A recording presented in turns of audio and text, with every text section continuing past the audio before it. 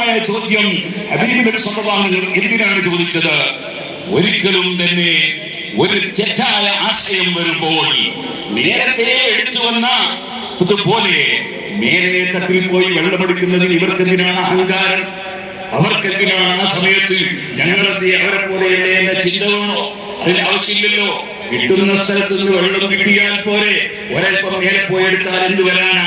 മുമ്പേ അങ്ങനെയല്ലേ എടുത്തു വന്നത്. അതല്ലേ ഈ കപ്പലിന്റെ സംവിധാനം.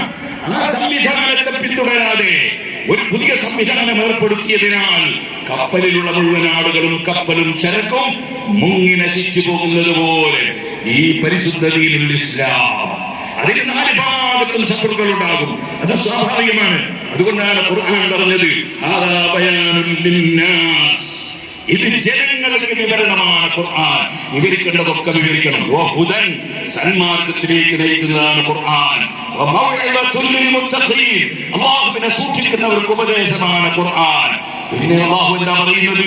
വലാ തഹിനൂ വലാ തഹ്സനൂ വഅൻതുമുൽ അഅലൗന ഇൻ കുൻതും